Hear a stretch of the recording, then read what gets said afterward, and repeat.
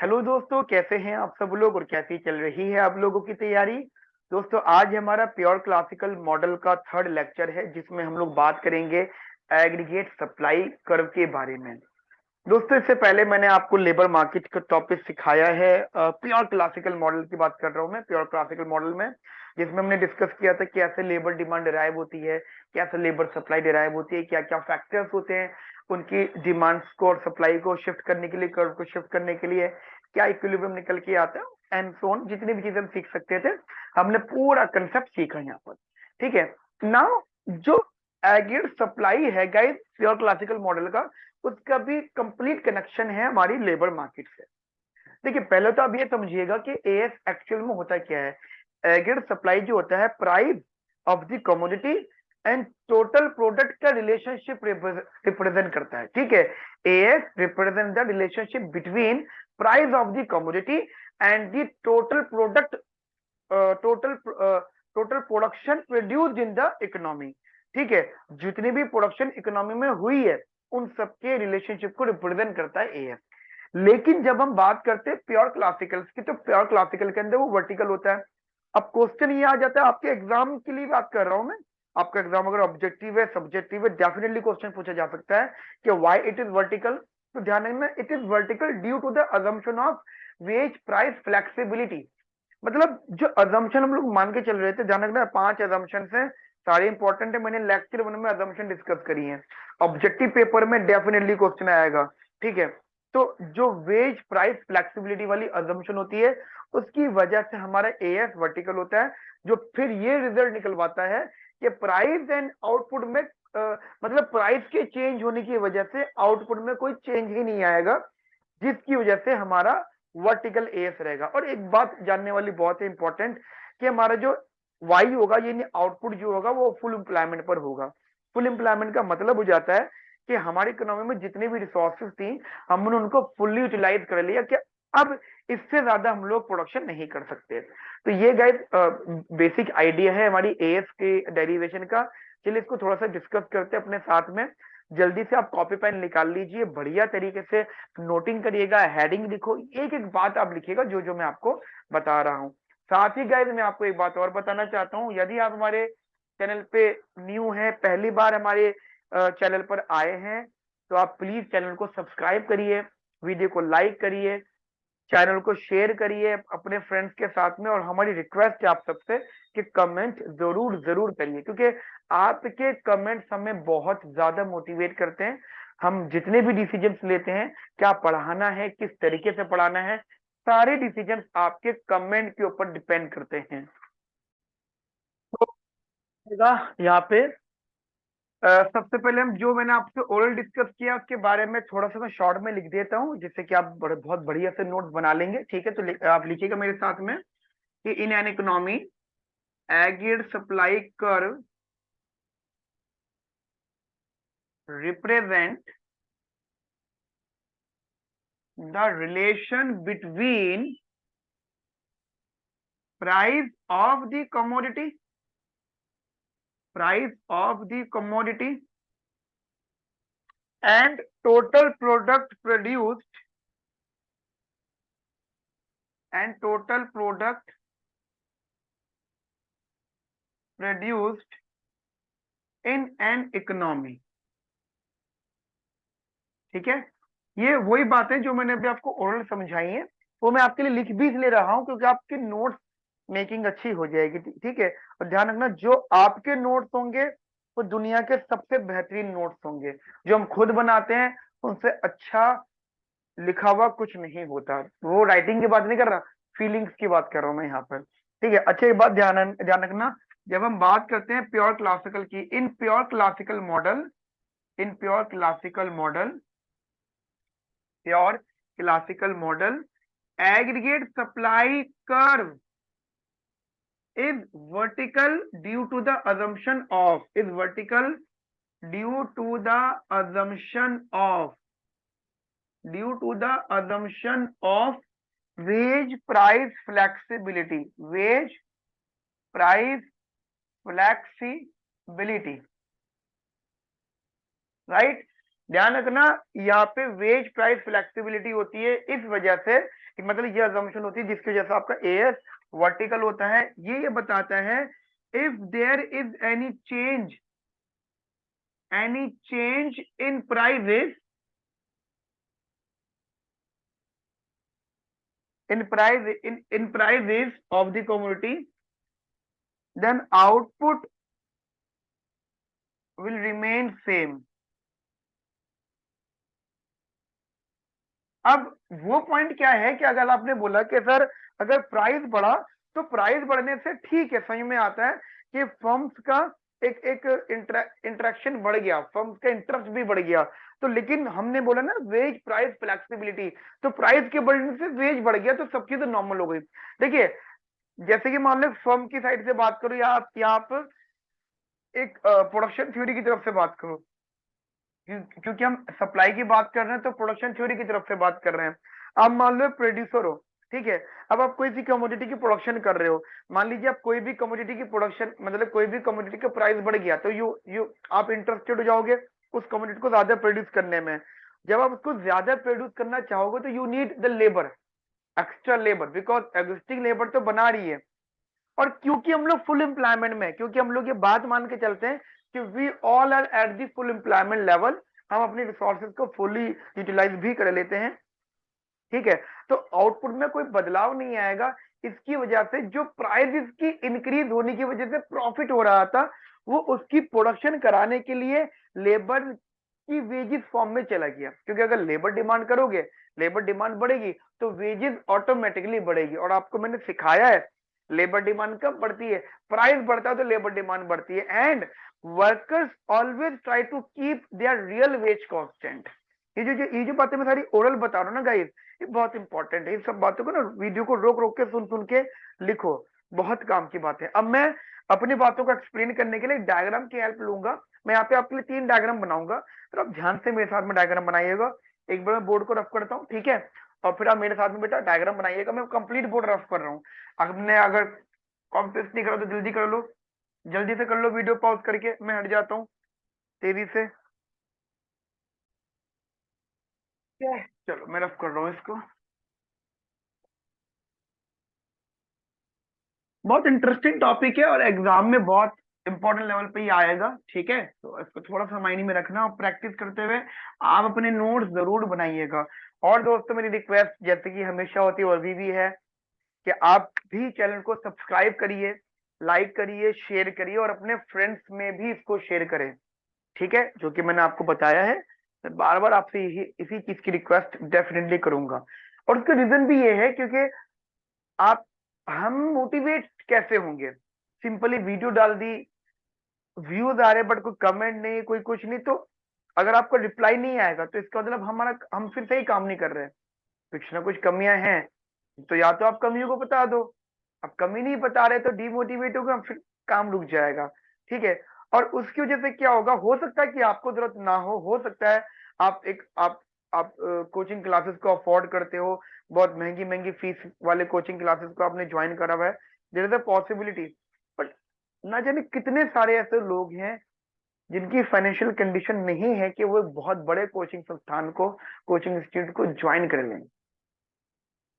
इस इस पूरे भारत में नहीं, पूरी दुनिया में बहुत सारे ऐसे लोग हैं। अभी जैसे मैं आपको मैक्रो करवा रहा हूँ, मैक्रो मुझे कराने में मैक्सिमम 2 महीने लगेंगे, ठीक है, ठीक है, मैक्सिमम टू मैक्सिमम है। उसके बाद में मैं माइक्रो शुरू करूंगा, उसके बाद में मैं फिर आपका यूपीएससी भी शुरू करूंगा, इंडियन इकोनॉमी प्रीलिम्स और मेंस वाली मतलब economy, Indian economy part, not economic optional, Indian economy part. तो everything depends on you guys, जितना भी आपका सपोर्ट रहेगा उसी सपोर्ट से हम लोग आगे बढ़ेंगे, ठीक है। चलिए आगे हम बात करते हैं यहाँ पे। तो जनरली डायग्राम बनाऊंगा मैं आपके यहाँ पे, थोड़े छोटे डायग्राम बनाऊंगा क्योंकि 3 डायग्राम्स का शेप बनाना है मुझे यहाँ पे, ठीक है। और यहाँ बन जाएगा, उसको थोड़ा सा ऊपर से ले आता हूँ मैं, तो ध्यान से देखिएगा, ये एक, ये दो, और ये 3, ठीक है। थोड़ा सा डायग्राम इसको ऐसे कर ले, थोड़ा सा, बिल्कुल परफेक्ट है, बिल्कुल परफेक्ट है। देखिए यहाँ पे आ गया वेज, ठीक है दोस्तों, यहाँ पे आ गया आपके पास, पहले मैं ऊपर वाला डायग्राम बना लेता हूँ, फिर मैं इसको वैसे कर दूंगा। और यहाँ पे आ गया आपका एम्प्लॉयमेंट, ठीक है। और इधर जो मैंने बनाया है आपके लिए, that is output, and no doubt that is employment. अब आउटपुट यहाँ पर आ जाएगा, ठीक है। ये काम करते हैं ना, इसको मैं उधर बना देता हूँ, कोई बात नहीं, कोई इशू नहीं है। तो मैं यहाँ साइड में मैं बना देता हूँ। अब आउटपुट यहाँ पर आ जाएगा, और ये वाई एक्सिस पे आ जाएगा प्राइस, ठीक है। इतनी बात समझ में आ गई। अब एक काम करते हैं, रैंडम फिगर बना लेते हैं। ये लेबर डिमांड मतलब इनिशियल वाला, ये लेबर सप्लाई, ठीक है। और इनका एक इक्विलिब्रियम लेवल ले लेते हैं, ये और ये। देखिए, आपको पता होना चाहिए कि लेबर डिमांड का फॉर्मूला क्या होता है। लेबर डिमांड का फॉर्मूला होता है that is W is equal to VMPL, and that is price into MPL, ठीक है guys. W is equals to VMPL and which is equals to P into MPL, clear. तो हमें पता है कि लेबर डिमांड प्राइस का function है। ऐसे जो लेबर सप्लाई होता है, labour supply is also the function of the wages, क्योंकि मैंने आपको सिखाया था कि वेजेस जितनी होगी लेबर सप्लाई उसी हिसाब से वेरी करेगा, ठीक है। लेबर डिमांड डाउनवर्ड स्लोपिंग है क्योंकि MPL डाउनवर्ड है, लेबर सप्लाई अपवर्ड है क्योंकि वेज में और लेबर सप्लाई में डायरेक्ट रिलेशनशिप होता है। उसी के कॉरेस्पॉन्डिंगली ये जो इक्विलिब्रियम आया इधर, ये दैट इज एन स्टार। अब यहां से आउटपुट बना लो, that is Y is equal to FN। तो ये जो आपको वैल्यू मिली दैट इज वाई स्टार, और ये जो वाई स्टार मिला, एक ये वाई स्टार मान लो आप, और कोई भी एक रैंडम प्राइस मान लो दैट इज P1, मतलब मान लो ये सब कुछ किसी P1 पे हो रहा है, ठीक है दोस्तों। ये सब कुछ किसी ना किसी P1 पे हो रहा है, हम ही मान के चलेंगे दिस इज इक्विलिब्रियम नंबर 1। तो हम बोलेंगे at at at E1 labour market clear, ठीक है। लेबर मार्केट क्लियर, ध्यान रखना, जब भी labour demand labour supply equal हो जाता है तो हम वहां पे कहते हैं लेबर मार्केट क्लियर। और ये जो क्लियर होगी तो आपको ये एक एम्प्लॉयमेंट प्रोवाइड करेगी N star, clear. But after some time due to the any reason, हम भी बोलेंगे कि let suppose price price of the commodity increases. अगर कमोडिटी का प्राइस इंक्रीज कर गया तो टेक्निकली होगा क्या, हमारा देखो VMPL इंक्रीज कर जाएगा, जिसकी वजह से क्या होगा, इट विल शिफ्ट अप। तो ये क्या होगा, it will shift to the up, ये इधर की साइड शिफ्ट हो जाएगा, लेबर डिमांड डैश। अब टेक्निकली आप ऐसा समझना गाइस, जैसे ये हमारे इधर की साइड शिफ्ट हो गया, तो अब पीपल आर, देखो ये हमारा पहले W1 था, and after that the labour basically demand more wages. The reason behind, किसी भी कमोडिटी का प्राइस बढ़ता है तो जो प्रोड्यूसर होता है इंटरेस्टेड हो जाता है उस कमोडिटी को प्रोड्यूस करने के लिए, और जब वो उस कमोडिटी को प्रोड्यूस करने में इंटरेस्टेड होता है तो वो फिर लेबर डिमांड करता है, क्योंकि हम ये मानते हैं कि हमारा जो आउटपुट है वो सिर्फ एम्प्लॉयमेंट का फंक्शन है। अगर आउटपुट में कोई भी बदलाव आता है, जैसे एग्जाम्पल मैं आपको दे रहा हूँ, एग्जाम्पल दे रहा हूँ, we need to produce that level of output, ठीक है। हमें ये वाला आउटपुट बनाना है और उसके लिए हमें ये वाली एम्प्लॉयमेंट चाहिए, राइट। मैं यहाँ पे अभी कुछ सिंबल बना ही नहीं रहा क्योंकि ये बाद में आपको बताया वैनिश हो जाएगा। हमें ये आउटपुट चाहिए, इतना एम्प्लॉयमेंट चाहिए, क्योंकि इतना आउटपुट हमें चाहिए। बट होगा क्या, जब वो लेबर डिमांड करेंगे तो जैसे कि आपको पता है कि हमारी इकोनॉमी में जितनी भी रिसोर्सेज थी वो कंप्लीटली एग्जॉस्ट हो चुकी है, मतलब इस्तेमाल हो चुकी है, फुल्ली यूटिलाइज हो चुकी है। Labour is also the input, ठीक है। तो लेबर भी हमारा फुल्ली यूटिलाइज हो चुका है। अब होगा ये कि अगर मान लो मुझे ज्यादा लेबर डिमांड करनी है, तो पहली बात तो इकोनॉमी के अंदर परफेक्ट कंपटीशन है in the goods market and input market, मानी लेबर मार्केट के अंदर भी परफेक्ट कंपटीशन है। दैट मीन व्हाट, अगर इकोनॉमी के अंदर 10 फर्म्स हैं, 1 लाख लेबर है, तो हर फर्म लेबर को एक ही वेज ऑफर करती है, जो सब फॉलो करते हैं, और सबकी एक ही वेज होती है, मतलब कोई दिक्कत नहीं है, कोई कहीं भी काम कर ले, क्लियर। बट एक फर्म ने क्या करा, वेजेस बढ़ा दिए, एक फर्म ने क्या करा, वेजेस इंक्रीज कर दिया, चलो करने तो कोई बात नहीं। तब जब उन्होंने वेजेस इंक्रीज कर दिए तो क्या हो गया, कुछ फर्म कुछ लेबर उनके पास तो आ गई, कुछ लेबर उनके पास तो आ गई, तो हमें ये दिखने लगा कि एक्चुअली प्रोडक्शन बढ़ने लगा, हमें दिखने लगा। लेकिन लेकिन जो लेबर आई थी वो कहीं और से दूसरा काम छोड़कर आई थी, तो वहां पे क्या हुआ, उधर क्या हुआ, उधर लेबर कम हो गई। एक तो बात ये चीज ध्यान रखना, दूसरी चीज ये भी समझ के रखना कि क्यों वेजेस ज्यादा हो जाएंगी। ध्यान रखना, ध्यान रखना, labour demand more wages, labour demand, labour demand more wages to keep more wages, to keep real wage constant, to keep real wage constant. क्यों? अब एक बार बताओ, रियल वेज का फॉर्मूला क्या होता है? रियल वेज का फॉर्मूला होता है W/P। हमने बोला अगर प्राइस बढ़ा तो ये तो रेशियो कम हो रहा था, उनकी रियल इनकम कम होने लगी। भाई उनकी रियल इनकम कम होने लगी, देन हुआ ये कि उन्होंने उन्होंने ज्यादा से ज्यादा वेजेस डिमांड करने लग गए, जिसकी वजह से आपका वेज रेट ऊपर बढ़ गया। इससे क्या हुआ, जब ये बढ़ा तो ये इंक्रीज होने लगा एंड रियल वेज हमारी कांस्टेंट हो गई, तो कीप रियल वेज कांस्टेंट। तो टेक्निकली एक तो बात ये हो गई, जिसकी वजह से क्या होगा, हमारा labour supply curve shift to the left, वो हमारा लेफ्ट पर शिफ्ट होगा। अब ये चीज इंपॉर्टेंट है कि वो कितना शिफ्ट होगा, समझ इस बात को, कि वो कितना शिफ्ट होगा, बैकवर्ड होगा तो वो उतना शिफ्ट होगा to keep real wage constant and to keep. अब सोचिएगा, सोचना, हमने यहाँ पे एग्जांपल क्या लिया था कि प्राइस बढ़ा था, प्राइस यहाँ से यहाँ आ गया, ठीक है। अब ये सोचना, हमारा आउटपुट बढ़ने वाला था लेकिन एक फर्म का ही बढ़ने वाला था, बट दूसरी फर्म का कम होने लगा, तो उसका कम हुआ, हमारा बढ़ गया। समझ किया? ये कब तक चीजें होती रहेंगी, हमारा बढ़ता रहेगा उनका कम होता रहेगा, या तब तक होता रहेगा जब तक हम अपना हमारा लेबर सप्लाई कर उस लेवल पे ना आ जाए जिस लेवल पे हमारा एम्प्लॉयमेंट पुराना वाला है। तुम देखो, लेबर सप्लाई वहां पे कट आया है जहां पे हमारा पुराना वाला एम्प्लॉयमेंट है। दैट मीन्स व्हाट, जो हम सपने देख रहे थे, जो भी हम सपने देख रहे थे वो सारे सपने टूट गए और हमारे अब एक न्यू वेज आ गई जो पहले से भी ज्यादा आ गई। तो इकोनॉमी के अंदर वेजेस और बढ़ गई, जिसकी वजह से क्या हुआ, ये जो आगे बढ़ना था नहीं हुआ, ये पहले आगे बढ़ा फिर ये वापस आया, आउटपुट ऊपर हुआ फिर ये वापस आ गया। तो अभी भी हमारा ये वही इक्विलिब्रियम है। It means what, after increase in price we basically produce same output which was produced earlier। मतलब आफ्टर चेंज इन प्राइस अभी भी उतना ही आउटपुट प्रोड्यूस हो रहा है जितना पहले हो रहा था। तो ध्यान रखना, ये इसका मतलब ये रहा कि ये लेवल इस प्रकार आ गया। ऐसे और भी होगा इकोनॉमी के अंदर, ऐसी मान लीजिए प्राइस फिर बढ़ता है, प्राइस फिर बढ़ता है, तो जब जब प्राइस बढ़ता रहेगा तो चीजें वही सिनेरियो होता जाएगा, प्राइस बढ़ेगा, लेबर डिमांड और इधर शिफ्ट होगा, फिर लेबर सप्लाई इधर शिफ्ट होगा, लेकिन हमारा एम्प्लॉयमेंट एंड आउटपुट वही का वही रहेगा। इट मीन व्हाट, हमारा जो एग्रीगेट सप्लाई होगा क्या, बार बार प्राइस फिर बढ़ता रहेगा लेकिन आउटपुट आगे जाएगा फिर वापस आता रहेगा, हमारा आउटपुट उतना का उतना रहेगा। इट मीन व्हाट, ये जो डायग्राम होगा that is known as AS curve. अच्छा, मैं इसको नीचे से इसलिए नहीं बना रहा क्योंकि वो एक कंडीशन है हाइपोथेटिकल कि एएस जो होता है वो कहीं ना कहीं एक पॉइंट से शुरू होता है, ठीक है, लॉन्ग रन, क्योंकि हम लोग मान के चलते हैं हमारी क्लासिकल थ्योरी प्योरली हमारी लॉन्ग रन है, तो लॉन्ग रन में आने के लिए उससे पहले कुछ शॉर्ट रन फेस करना पड़ता है। तो जनरली अभी के लिए हम इसको ऐसा बना लेते हैं, it is basically vertical as curve. समझ में आई मेरी बात आपको ये? तो फाइनली हमने क्या रिजल्ट निकाला कि जो हमारा एएस कर्व है, AS is vertical in shape, vertical, ठीक है, and there is no relationship between price and output. In the pure classical there is no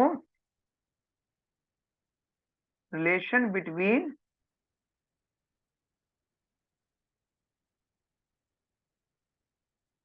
price and output,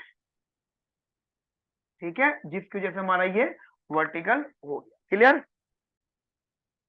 ठीक है, यहां तक मेरी बात आपको समझ में आ गई? तो ये हमारा एएस बन गया। अच्छा, मैं ना भी आपको एडीबी सिखा रहा हूँ, ठीक है, एग्रीगेट डिमांड हमारा अगला टॉपिक है, तो आप प्लीज इसको छाप लीजिए कॉपी में अच्छा करके, वीडियो को पॉज करके।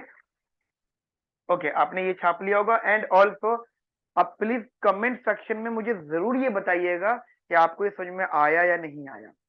नहीं आया तो वो भी लिख दो, कुछ बच्चे मजाक में भी लिख देंगे तो मजाक में भी लिख दो, कोई दिक्कत नहीं है।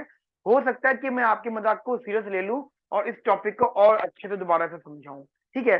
एंड अपार्ट ऑफ दिस, जैसे मैंने आपको समझा दिया पढ़ा दिया, अब आप अपने सिलेबस में से चीजों को जब आप पढ़ोगे ना तो आपको चीजें समझ में आ जाएंगी। मतलब मेरा ऑब्जेक्टिव बस इतना सा है कि आपके पढ़ाई को आसान करना, जब आप सेल्फ स्टडी करो तो आपको दिक्कत ना आए, ठीक है। एक हेडिंग लिखिएगा, aggregate demand curve in the pure classical model. ठीक है, हेडिंग लिखना मेरे साथ में, हेडिंग लिखिएगा मेरे साथ में बेटा, pure classical model in the, वो aggregate demand curve in the pure classical model. चलिए,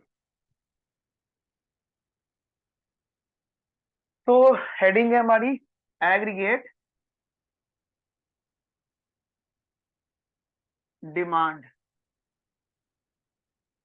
ठीक है, इन प्योर क्लासिकल मॉडल।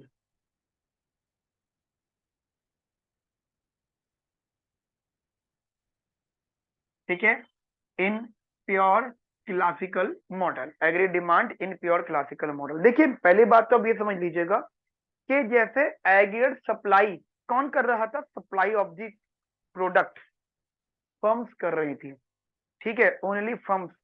लेकिन जो डिमांड होती है वो डिमांड, जैसे हम बोलते हैं एडी क्या होता है, एडी होता है price and total output demanded in the economy का रिलेशनशिप। एंड अब बोलेंगे कौन डिमांड कर रहा है, फर्म डिमांड कर रही है चीज कमोडिटीज को, हाउस होल्ड कर रहे हैं, गवर्नमेंट कर रही है, एंड एक्सटर्नल फोर्सेस भी कर रहे हैं। तो यहाँ पे सभी लोग डिमांड कर रहे हैं हमारे प्रोडक्ट की।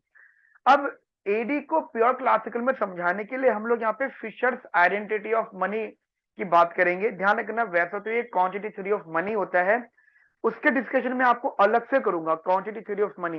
तो अभी मैं वो सिर्फ नाम यूज कर रहा हूँ, जिससे मैं बता रहा हूँ फिशर्स आइडेंटिटी ऑफ मनी, ठीक है, जो नॉर्मली फिशर की थ्योरी है, क्वांटिटी थ्योरी ऑफ मनी है, राइट। तो मैं वो सिर्फ नाम यूज कर रहा हूँ, राइट।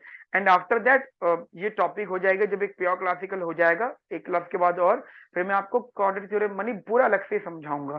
तो जनरली होता यह है कि हमारे पास जो एग्रीगेट डिमांड होता है, it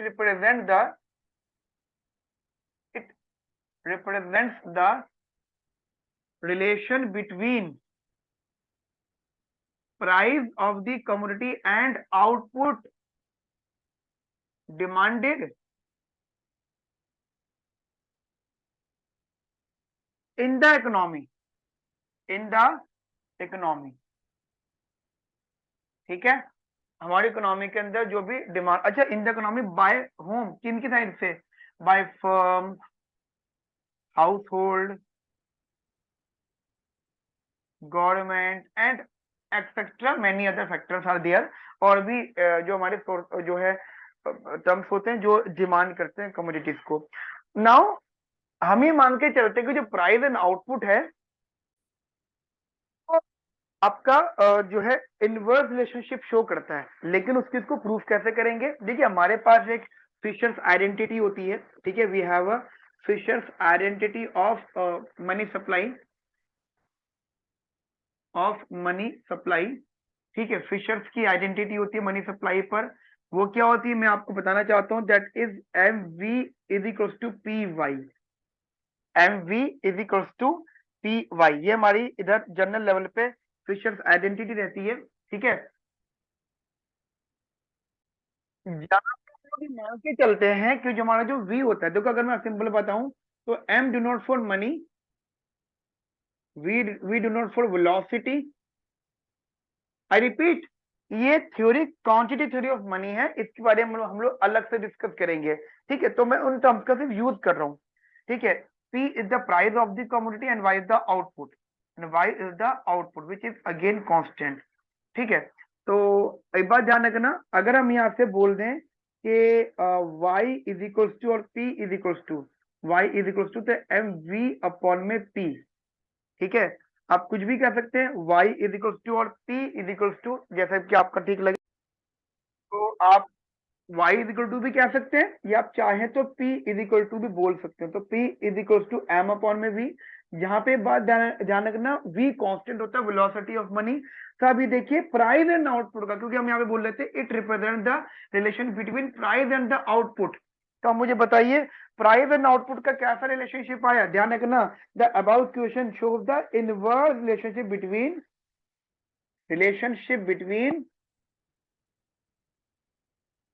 between price and output, ठीक है। प्राइस एंड आउटपुट का इनवर्स रिलेशनशिप है इसका मतलब ये है कि अगर आप यहाँ पे डायग्राम बनाते हो एडी का, तो this is Y, this is price, तो ये रेक्टेंगुलर हाइपरबोला बनेगा। जिन लोगों को ये आइडिया नहीं है कि रेक्टेंगुलर हाइपरबोला क्या होता है, तो मैं उनको बताना चाहता हूँ। अगर आपका डायग्राम, अगर आपका कर्व दोनों एक्सिस को टच नहीं कर रहा, ठीक है, मैं रिपीट करूं, अगर आपका डायग्राम दोनों एक्सिस को टच नहीं कर रहा, तो उसे आप रेक्टेंगल हाइपर बोलोगे। और ये चीजें होती हैं। अगर आपको ये चीज नहीं पता तो मुझे बताइएगा कमेंट सेक्शन में, मैं इस पर अलग से एक वीडियो बनाऊंगा।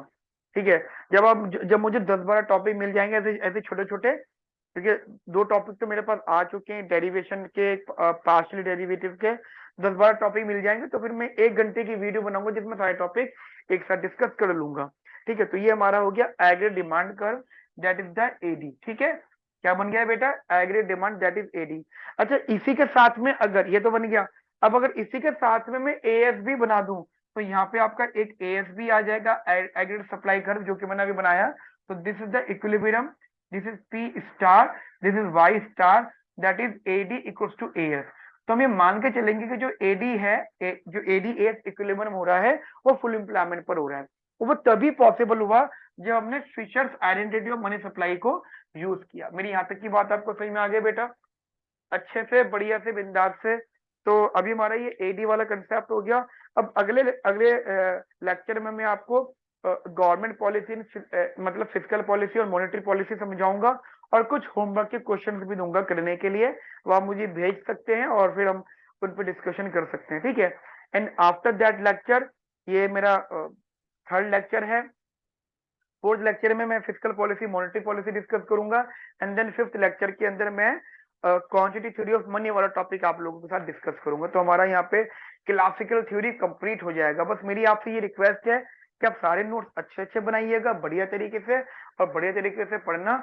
और जो भी आपको रीडिंग्स या बुक्स रिकमेंडेड है, जो भी आपके पास है, अगर आप जो भी एक्सपेरिमेंट हो, अगर आपको कोई दिक्कत है ना बुक्स पता करने में, ये चीज के सर कहाँ से पढ़ें, कैसे पढ़ें, क्योंकि देखो बुक तो पढ़नी पड़ेगी, तो कमेंट सेक्शन में बताइएगा, फिर मैं आपको बुक्स की लिस्ट भी बताऊंगा।